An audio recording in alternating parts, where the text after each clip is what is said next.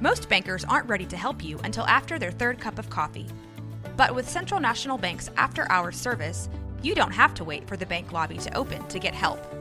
You can contact us from 6 to 8:30 in the morning or from 5 to 10 in the evening, and we'll connect you to a real, live, local person who can answer questions and fix problems 7 days a week. Bank different. Bank Central. Central National Bank. Member FDIC. Coming up on the Payoff, it's the story of one of the youngest female commercial airline pilots ever. Her journey to sobriety actually included her turning in her wings so she could get help battling addiction. Today, the Southern California native is flying high thanks to sobriety, good recovery, and a newfound understanding of self. They call her Kimchi, but after this podcast, you're probably going to be calling her awesome. But first, my man, Kevin Souza.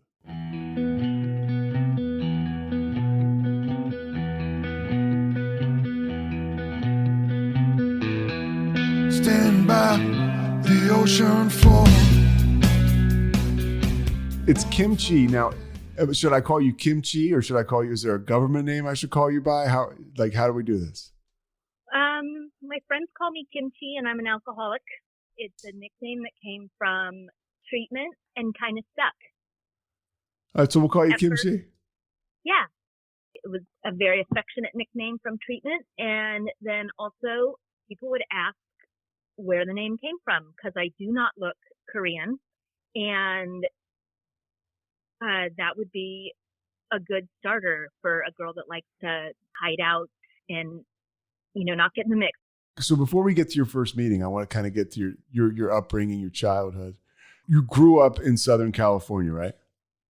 I did. I was born to a huge mass of very thirsty native Southern Californians. And I used to be really bitter and say the wolves that raised me and things like that. But especially as I continue to raise my own kids, I just realized everyone was doing the best that they could. But yes, I grew up in Southern California. Did you grow up in like an alcoholic family? Yes, alcoholism very family? much so. Okay. Yes.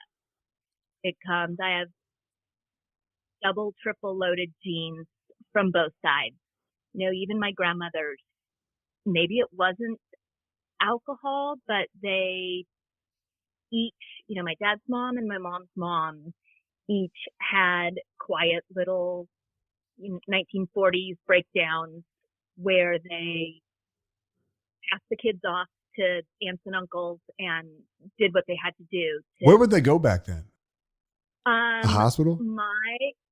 I don't know if anybody was ever hospitalized, but my dad grew up in Texas City, Texas, and he was kind of shipped off back to Connecticut to be with his auntie and uncle. And my mom's mom, I know she was never hospitalized, but abandonment was central to both of my parents at very young ages.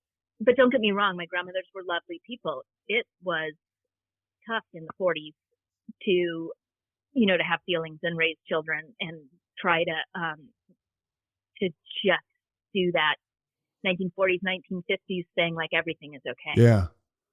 Yeah, everything is okay, right? And that's like a microcosm of the alcoholic family, at least the family I grew up in. It's in a sense where it's like, hey, we're not going to discuss the big issues, the elephant in the room. We're just going to go about our business. And if you can maintain a job and show up for stuff, well, we're going to guess you're okay.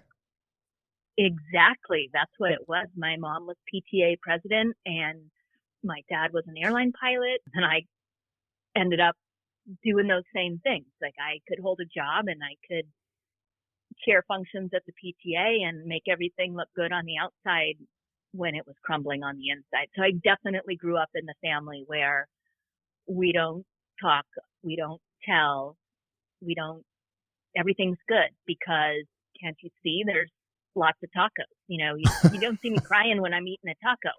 It's not been until the last, I would say, 4 or 5 years for me that I've even been willing to feel the feelings of a really confusing childhood. Take me back to your first drink. I don't remember the exact first. it's shocking to me that it wasn't younger because there's alcohol always in our house, always at family events. But sometime in high school, I just had a beer with my girlfriends. And maybe my very first, as best I could remember, I was on our annual family camping trip, and my favorite cousin and her boyfriend went down. Some call it skinny dipping, some call it just the evening bath. But Wait, what was the bath? What was the bath? The evening bath. Just, Okay. there were no showers at the lake. Even back then, there weren't. But there were outhouses and the lake for bathing. So we were down, and they had an ice test, and I had a beer with them. I'm not sure I was that off to the races drinker. I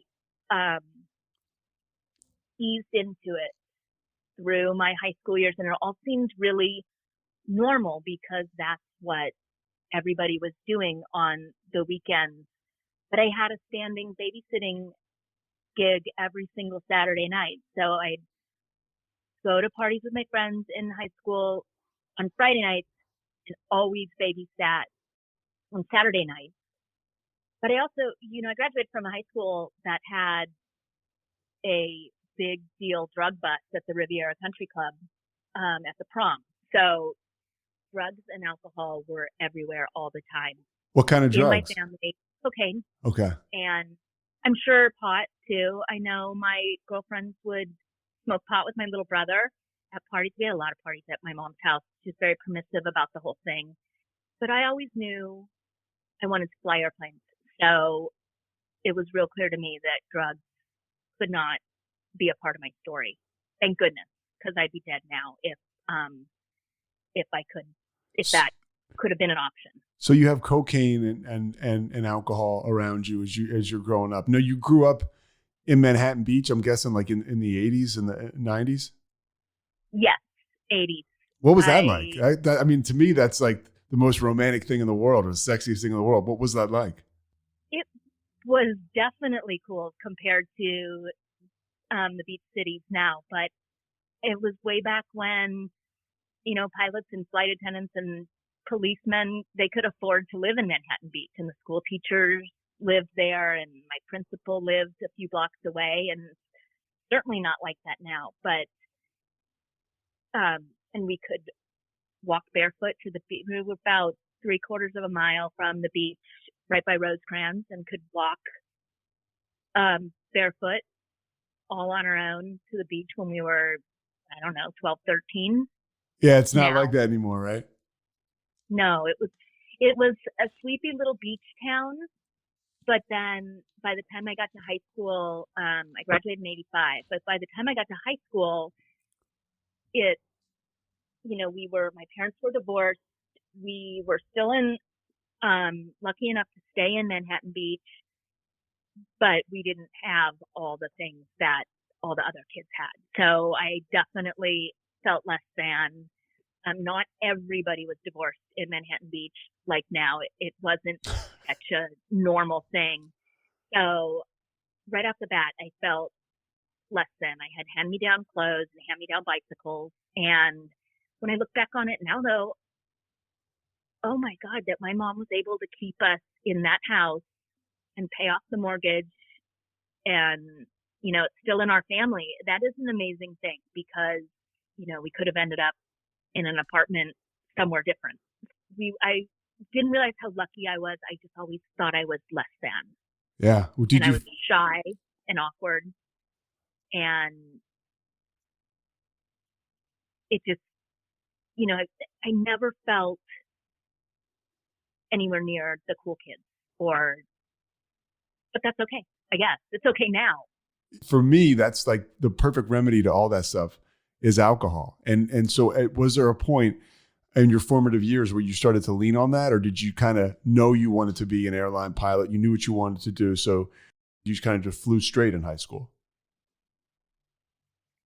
I was straight-ish, but we had the parties at my house. My mom would now and then just prefer that we were drinking there, so she'd call Sam's Liquor and order a keg my besties could drive and I could not.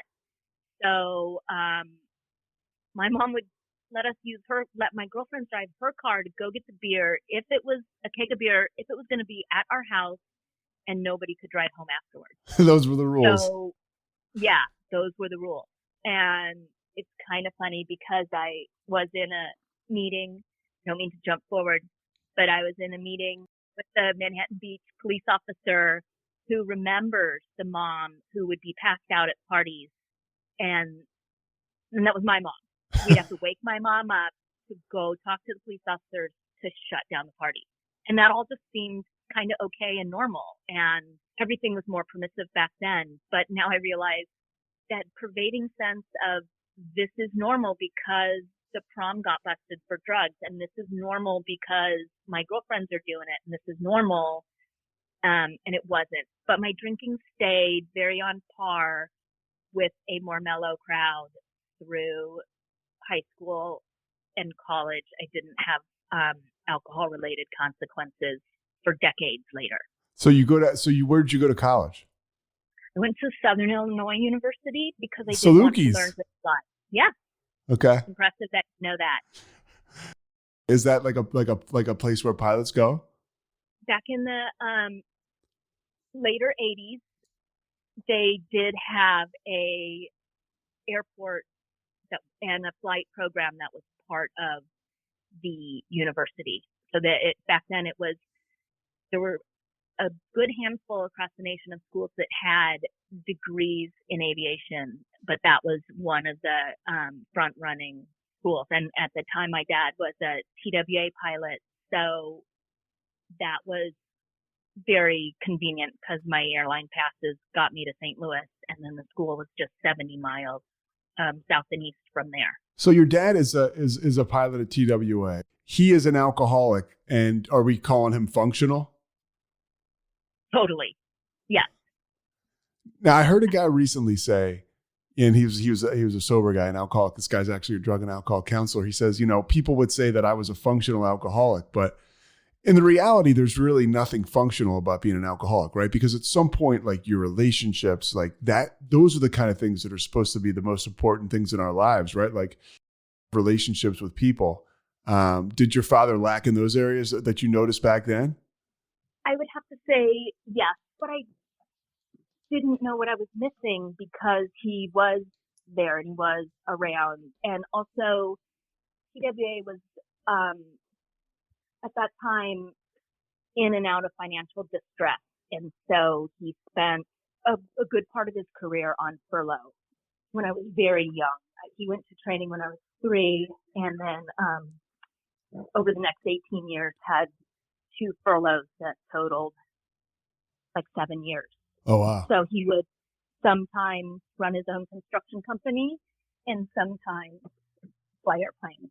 I remember when I was young, he would come home in his uniform with his flight bag and whistle when he got in the door, and he was so happy.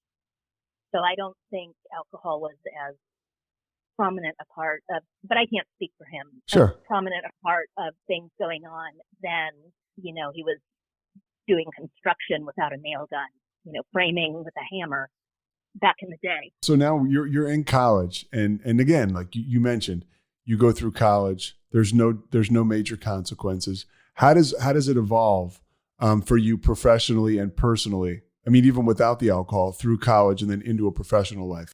Again, I never quite felt worthy or up to or good enough to be doing what I was doing. Somehow I've had this pervasive my entire life, like, I don't deserve this. I got hired very young out of an internship program. I was 21 years old when I was hired and turned 22 in new hire school and was just kind of hanging on and having fun. And I was not, drinking was what we did. It was not an each and every day event, but I do recall times in college, where, we got in trouble. I was on the flying team and we got in trouble for having beer in our rooms at national championships, and the coaches took it kind of lightly when we horsed around. Yeah, I mean, even in my experience, like that's not a huge deal. It's like athletes get caught on a Saturday night getting drunk after a game. It's like, okay, you slap them on the wrist and let's everybody get back to work. Exactly. And we finished up our competition, and, the coach thought it was hilarious, and he picked the four of us that were the least hungover to fly the school's airplanes back up to Carbondale.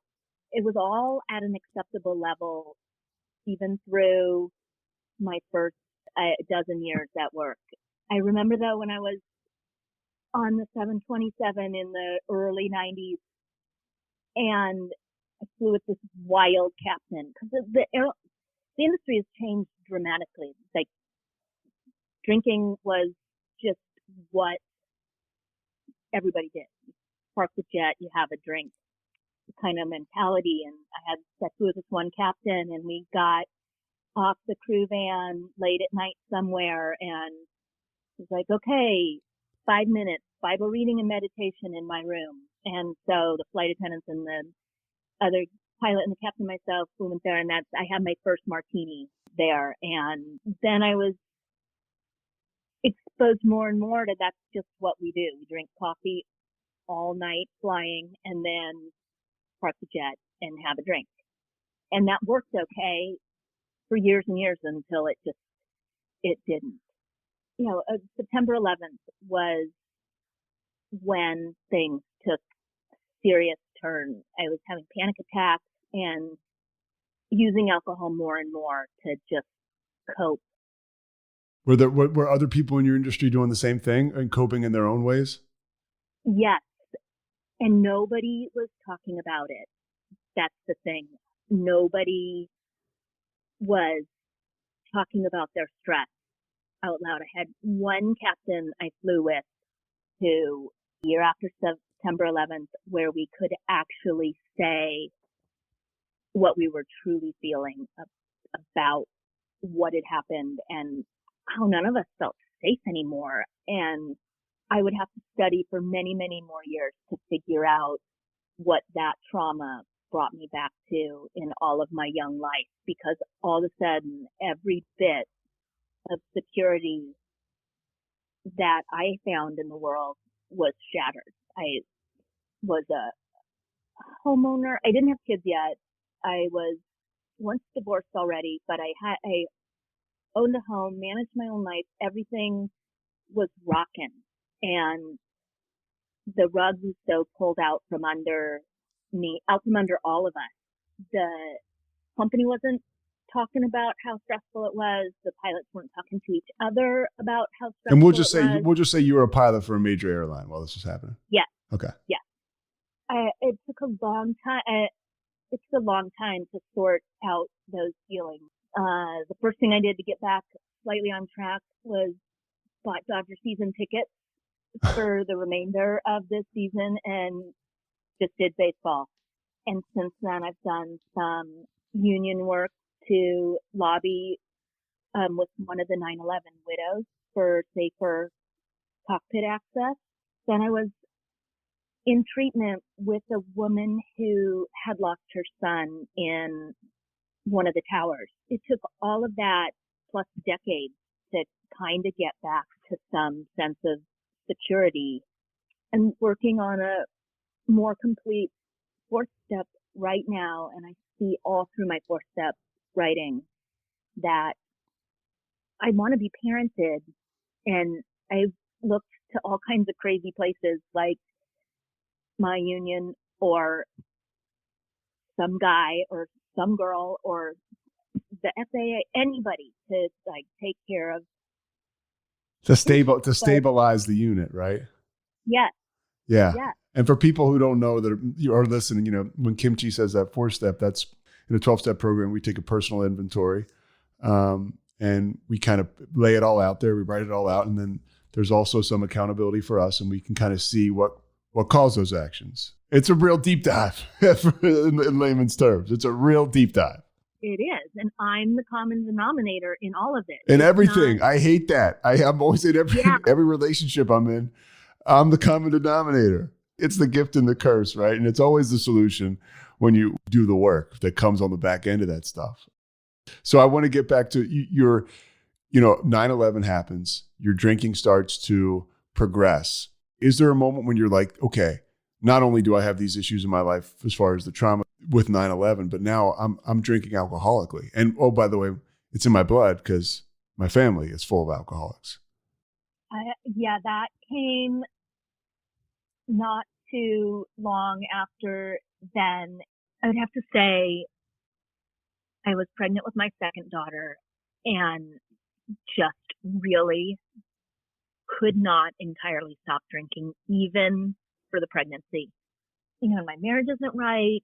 My happiness is just eaten alive. I managed myself into this 1950s marriage where there wasn't room for an adventurer, aviatrix.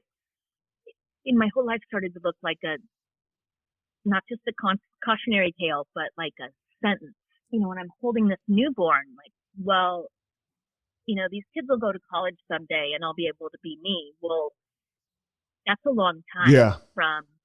from birth to college. I couldn't wrap my head around the words I'm an alcoholic because that's not allowed in my profession. And it wouldn't fit into my family. It wouldn't fit into my friend. Like, who will be my friend? My family's not going to want to deal with me. It seemed hopeless. And I had actually been introduced to the 12-step dealing with things back in high school because I was in an eating disorder program. And did you have a positive experience with the steps? I did not do them. I learned about them. And no, I never considered it a positive experience because there weren't a lot of OA meetings back then, Overeaters Anonymous meetings back then, or so much resource material for eating disorders specifically. So I was 17 years old and I was at some pretty hardcore NA meetings and AA meetings, cleaning ashtrays because people smoked back then. And I'm like, this is not for me. This is not. Which is interesting because now you're at a point in your life where it's almost, we talk about it in the literature, like that jumping off point where, you're drinking through your pregnancy, you're holding this newborn, you're like, what's going on? And you can't even begin to think about the fact you might be an alcoholic. And it's very easy, at least for me, being in a similar situation, to compare myself out and be like, well, I'm not an alcoholic because I can't go to those meetings. It's like anything I could do to keep myself from getting sober, I would do. And so if I had to be maybe like you did, well, those meetings with those people with the cigarettes, like, no way, I'm not going there. Yeah. And I could not buy into the disease model at all. I thought it was a cop out. It's like, I don't have a disease. I just like cookies.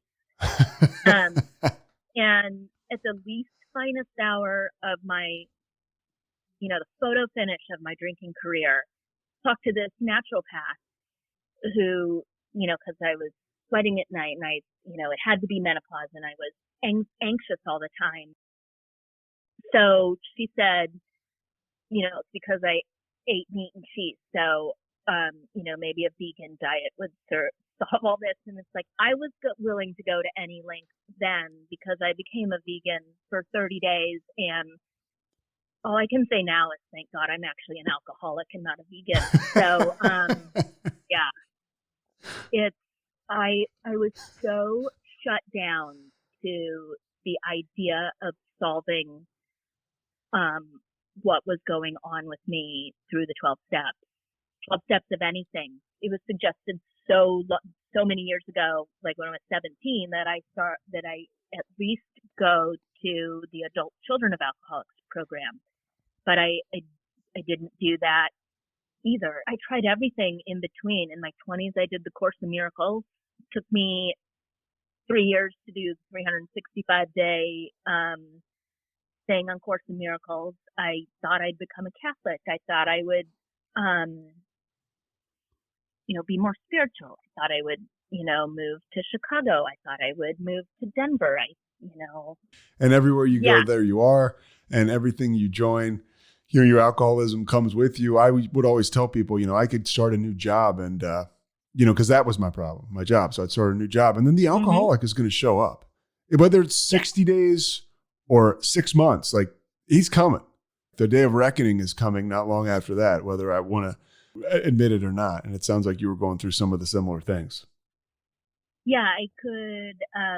I was talking to a counselor who recommended moderation management, and I did that and went to some meetings, and that starts out with, you need to not drink for 30 days. So I did that, but then I could either do it or not do it. I couldn't enjoy my drinking, and I couldn't control it.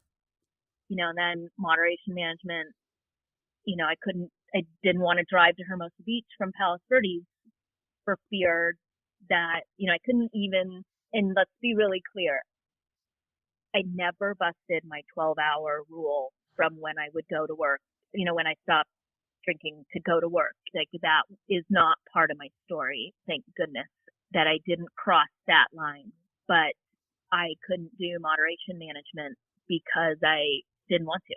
When you say that 12-hour rule, like that's the airline pilot rule. When you show up, do they test you? How does that work? Like, are you just on your honor? We're on our honor. There is random alcohol and drug testing. So it could happen. It does happen. But for the most part, we're on our honor. Okay. It's part of the the FAA regulations are 8 hours. It might be bumped up now. I don't know. But at my particular place of employment, it was 12 hours.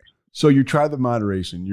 That's not happening. And it's funny for people, even myself now, with a somewhat rational mind, being sober, it's nuts what we'll do to keep this liquid in our lives. Like any other normal person would just be like, hey, I think this probably isn't working for me because I'm thinking about it so much. But it's not like that for other people. So when did your life completely bottom out as far as alcoholism was concerned? What was your moment? Was there a turning point, a specific one, or was there a series of events?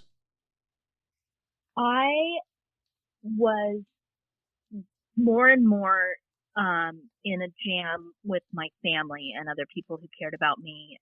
I behaved very badly at a family wedding in, I think, 2014. And you mentioned you were married. Were you still married at this time or no?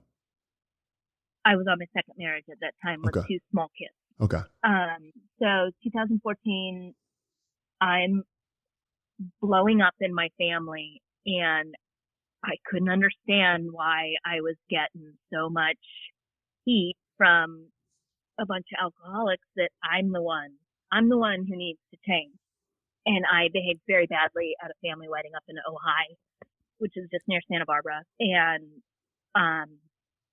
got dropped off on the way home in Malibu at Sober Living. Stayed a month and said I would stop drinking for a year. I had the option of doing 12-step recovery at that Sober Living, but I said no, thank you. And I did stay sober for a year. How was that? My life was amazing. It was awesome with my kids. I couldn't pull my marriage back to right, but I was with the same grit that I was drinking at everybody before that. I was not drinking at them, so I was not very healthy. And it was that time that was my first exposure to. I did go to AA meetings when I got when I left the place in Malibu, but the group was judgy and they picked on me and they wanted to hear from me every morning. Now I get it's all the same people that I love every morning now in my meetings. But back then it felt too hard. So I decided to go to the Church of Spin every morning. Okay. So I did that and I stayed sober for the year that I said I would. You stopped flying because you're drinking? I did. Let's see, 2.5 years ago, I surrendered into I like to call it the Naughty Pilots Club. Okay. It's the FAA plus my union plus the company that I work for.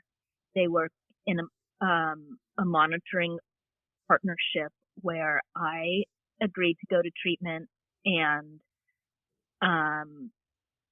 when the timing's right, I may be lucky enough to fly airplanes again. I'm not there yet. And I thought I surrendered into that program. I knew something was, so backtrack, I did that year sober. Okay. But then at the end of that, and through that, I was flying. Okay. And not working a program. And I still would not admit, in my mind, I was not alcoholic. Like, that's not it. Did that That's year not dry the kind problem. of answer like any doubts you might have had? Like, you see, I'm not an alcoholic. I went a year without drinking. Yeah, exactly. Sure. Mm-hmm. I said I would do it, and I did it. And at the end of that year, I went with a friend, and we climbed Mount Fuji.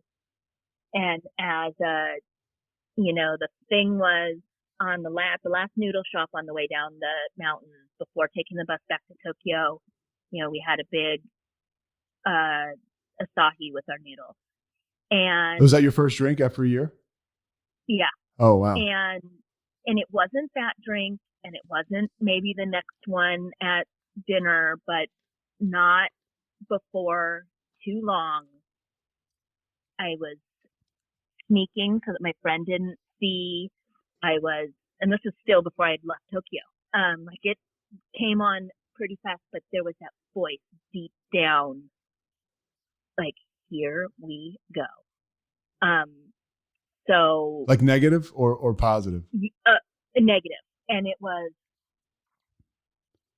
months and months before it felt like I was no longer in control.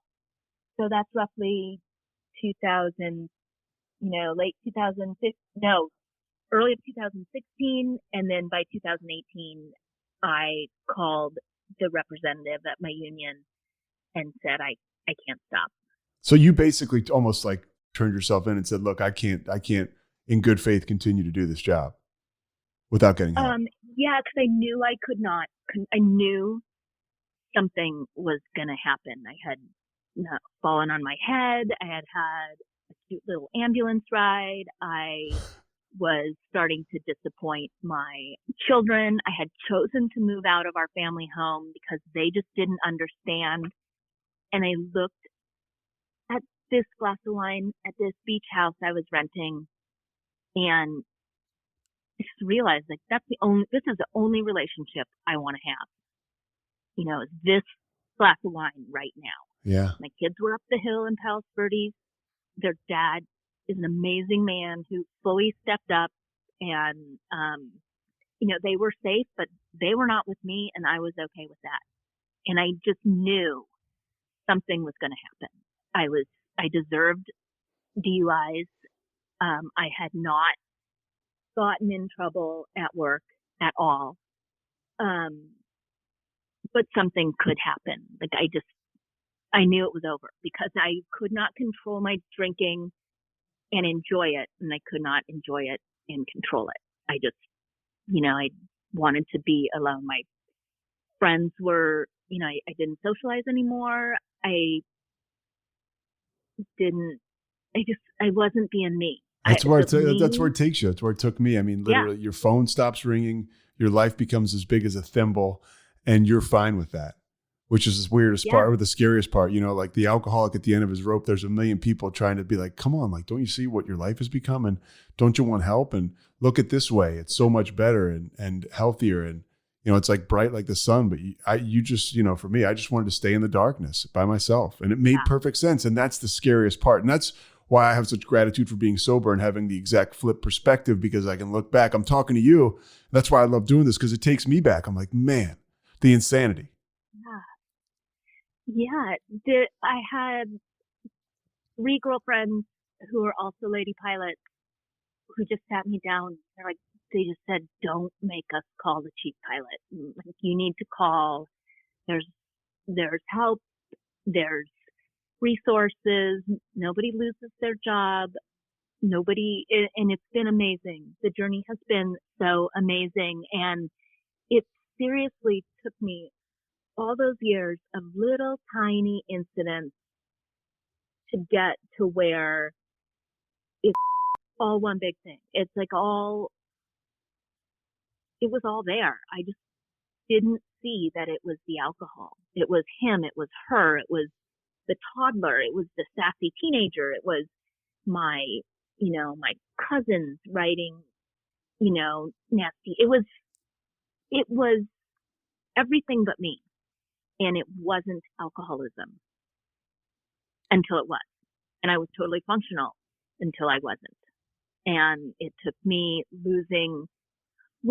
I made the call to my union. And what day is this? Is this like your sobriety date? Is this a particular date where you stopped drinking? No, this is end of April 2018. I made the call into the program. And oh my gosh, finally some relief, because the woman I talked to, the chairman of our, the program at my union, she told me her story, which was similar. And I went into treatment and I didn't even get it then. I show up at treatment and I'm like, how hard can this be? I fly jet. It's really extra hard when you think you know everything.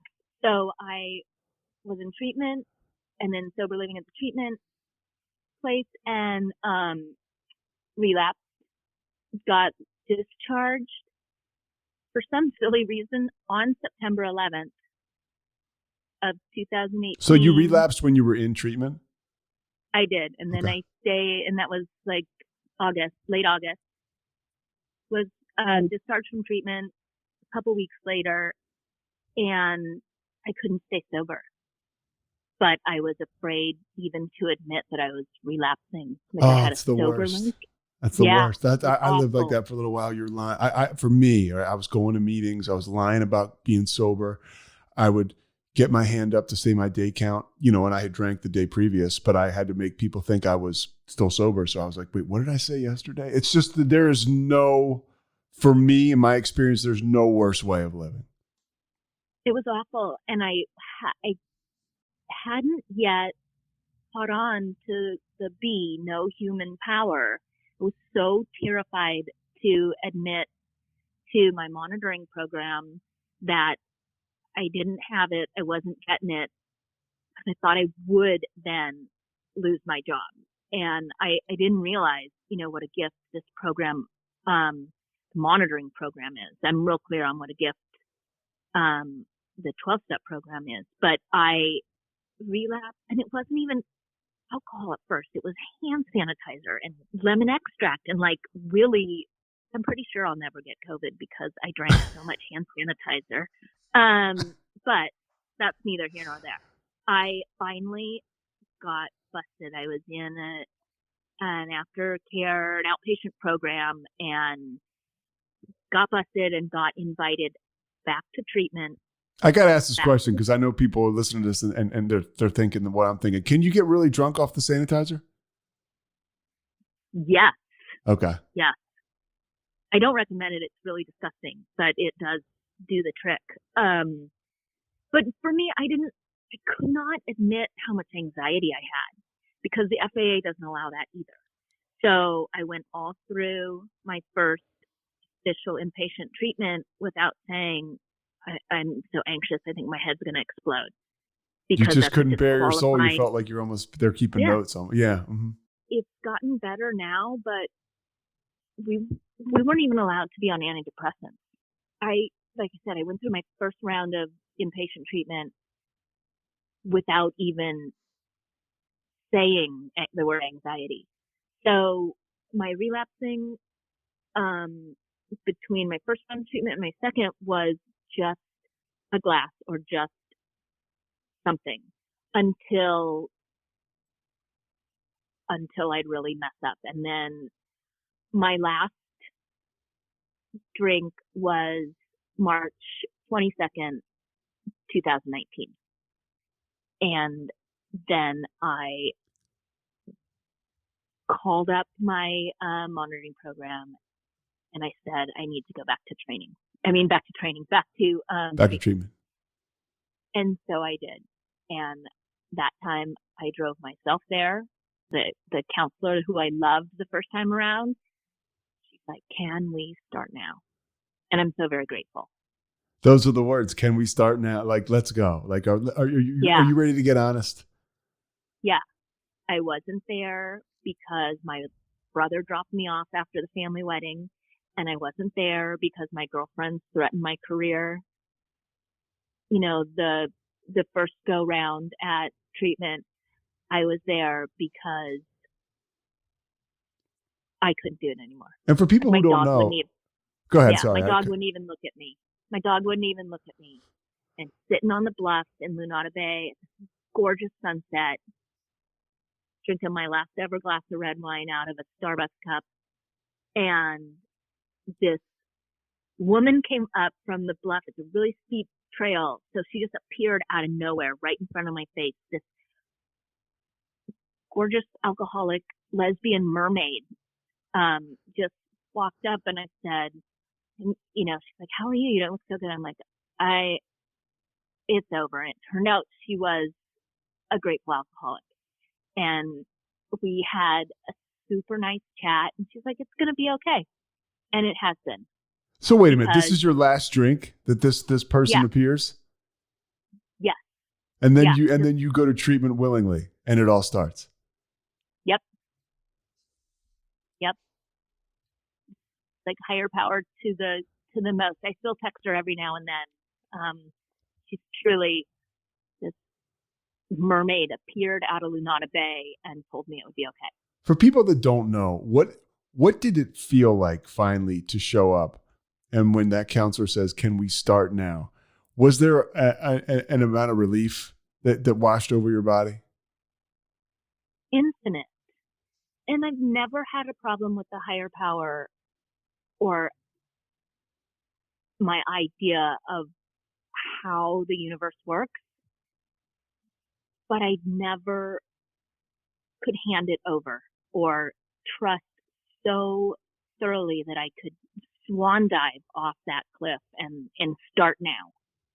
And that's what I got when I went back to treatment under my own horsepower.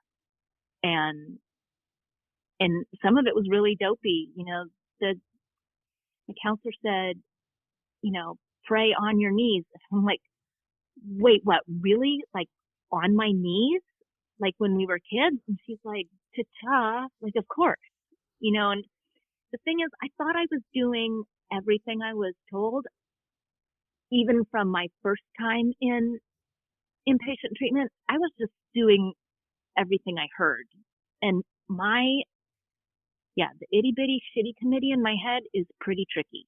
So I had to dissolve those neural pathways and really dissect what I am being told from what I hear, and then really just blow it open and really trust something other, certainly than myself, but any human power.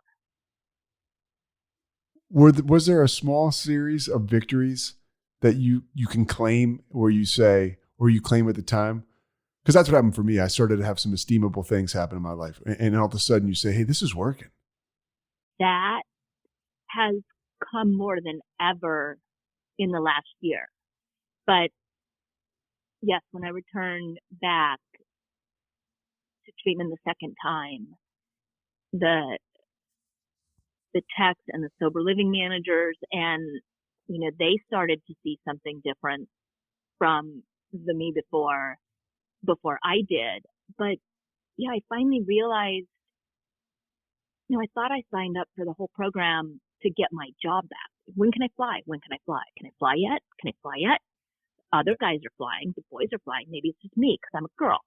But everybody could see what I couldn't see.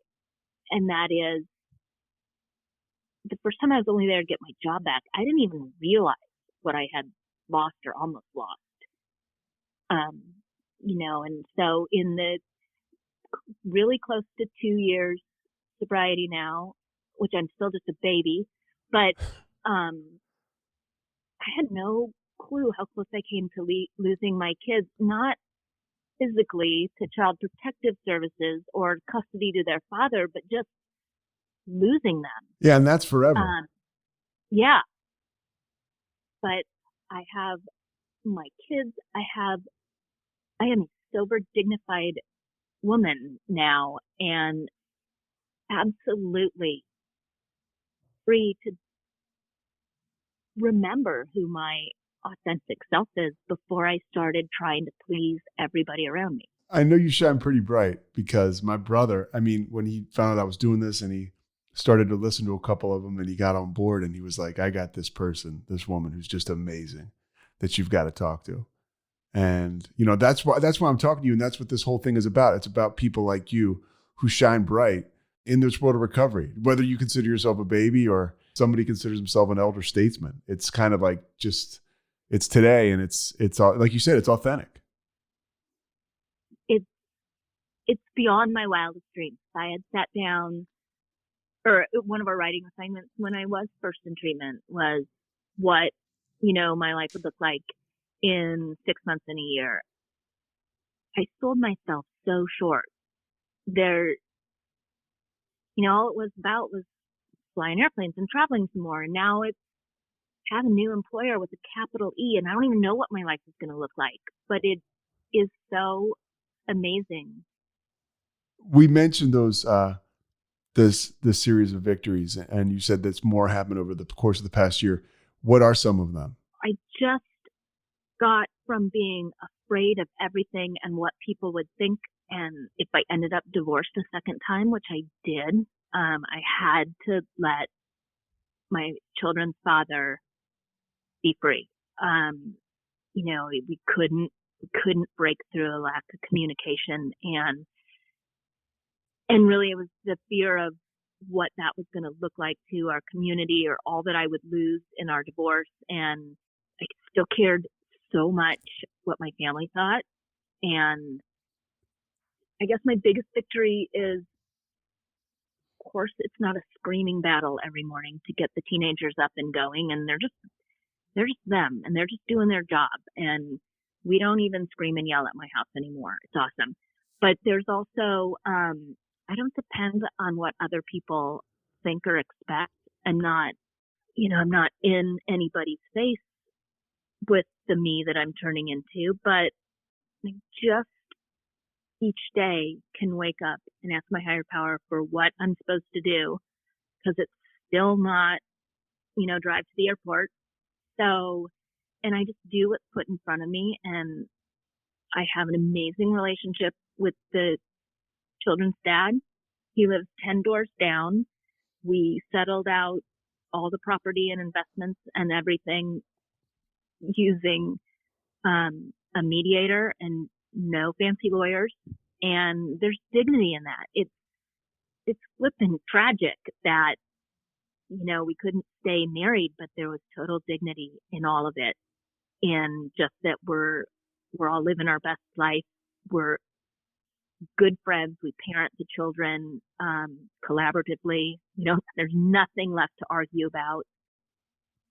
I don't know what my place is in the community. I kind of made a mess of everything, but that's okay, because the people who matter, and some of them have, and everybody knows I'm sober because because everybody knew I was. Yeah, me too. That's it's not the worst thing in the world. Everybody that was close to me when I was drinking knows I'm sober now. And pretty much all of them are thrilled. Exactly. Yeah. Just, 700 of them saw me wipe out on the dance floor at the Education Foundation Gala. So it's kind of cool that, 4 or 5 of them know that I'm really, really sober now. It's way better that way. One thing I want to go back to is you talked about your, getting divorced. And I think that's a really good example for people. Like, you could stay, this is, again, it's all about me. Like in situations like that where I have fear what other people are going to think of me, it's paralyzing to stay in those situations. But if you use sobriety and your higher power and this thing that we're gifted through getting sober in the 12 steps, and you can actually go through and walk through those hard emotions and make those impossible decisions to get divorced or do it in the manner you just explained, right? Like all of a sudden, like you feel so good about yourself that for me, I don't need to get drunk anymore to feel okay, because now I know that regular life, when done properly with the right kind of assistance, right, God and a program, is awesome. You know, and I can do this thing. And that begets a whole nother situation like that where, okay, now the next time I know how to do it. Exactly. I did one small success leads to more and leads to the confidence to be of service to other people, to let them know they can get through it. You know, I don't have to drink over my marriage or my family, or, you know, my cousin wrote this really mean letter that set off a Taylor Swift reaction in my head. It's just, I don't have to be that person anymore. I can sit quietly with myself, and the emotions and the feelings that have bubbled up from 53 years of living, and, you know, and 3 decades of trying hard not to think about it. You must help like a lot of women in your area. Like, do you find that, like, now that you have all these experiences when drinking and now in sobriety, are you able to share that and kind of like get something out of that? I would imagine you are. I have a really tight squad of women that I met in treatment that were still super close. And then I have women right here in the South Bay. And I would say like 7 months ago, we couldn't handle that it was only Zoom meetings. And I have a Thursday night meeting in my backyard, live. Something special about that. Yeah. Oh my gosh. I couldn't have survived without it. That these women will drop everything on a Thursday and come to my garden at 5 and really bare their souls. Like, we're so in this together. I can't imagine. And I have a sponsor that has taken me so far in a year. It could only be a gift from God. You know, you mentioned your sponsor. I know, like, you shared with me a little bit when we talked on the phone before this. I mean, this is a woman who is really given her all to AA. Yes. She is the most amazing example of dignity and grace. And she's ill. She is stage 4. She has cancer, and she's on hospice. And she has every reason to, you know, get a little happy with the morphine, and she won't do it. And she walks me through it on a daily basis. Why would she want to? I mean, why would she want to miss 1 minute of her girls surrounding her and the life that's going on? And even if she's bedridden and it's just the tiny breeze that comes in her window, she wouldn't miss it, and I wouldn't want to miss it either. You said a lot. We're coming up on the end here. I mean, this is like absolutely amazing. I want to ask you, you know, there's people out there who are listening to this and they might be on the fence. They're scared. They're not sure. What would you say to that person that's at that point that you were at? What I say, it's funny because my younger brother called me a month ago, and my ex-husband's younger brother called me a few days ago, and like, they don't want to do it either. But I just say, like, close your eyes and believe, and don't be afraid to take that swan dive. And I don't know what your higher power is, but believe that he or it or she loves you more than you could ever know. And the safety net is huge. And then there are all these super fun drunks and Alcoholics Anonymous that can, like, really, really catch us. Yeah, it's awesome. Kimchi, you're by the way, you're going to get you're flying high regardless. Mm-hmm. And I can't thank you enough for sharing this time with me. I really, really appreciate it. Anything else you want people to know? I don't know where I would start. I just have a life beyond my wildest dreams. And I owe it all to people like you, and especially your brother, who are willing to share your own journey. Like, I hear your brother's voice in my head all the time, and now there's you too. It's awesome. Yeah, I hear his voice too. Kimchi, I will see you. By the way, the South Bank, you heard Kimchi reference it. It's like one of the most beautiful areas in Southern California. Do you live in Hermosa now? I live up on the Palos Verdes Hill in a spot called Lunada Bay. Okay. So I do still go to the club down in Hermosa, and my home group is Avenue C, 10 a.m. on Sundays, sitting on the sand. And yeah, it's all my life, 53 years right under my nose. And I had no idea it was such an amazing spot of recovery. Yeah, it's unbelievable. Yeah. I'm blessed and lucky beyond. All right. Well, I'll see you at a meeting out there. Hopefully sometime soon. I hope so. Yeah, Kimchi. Yeah, don't be a stranger. I will not be. Thank you so much for your time. Thank you, Pete. A quick footnote before we let Kevin Souza take us out of here. Kimchi and I talked after the podcast, and she said she felt like a schmo because she kind of threw her dad under the bus. Schmo is her word, not mine. She said her dad actually did quit drinking in support of her program, and he's actually ahead of her in sobriety. So he's happy, healthy, 82 years old, and 2 years alcohol-free. Pretty cool story, and we wanted to make sure we added that because we appreciate our people who stop by on the podcast. All right, now let's let Kevin take us away.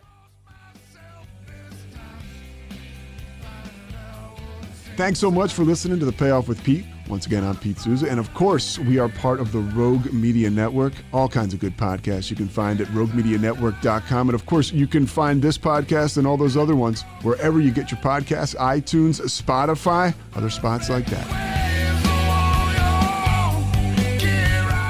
This has been Rogue Media Network Podcast.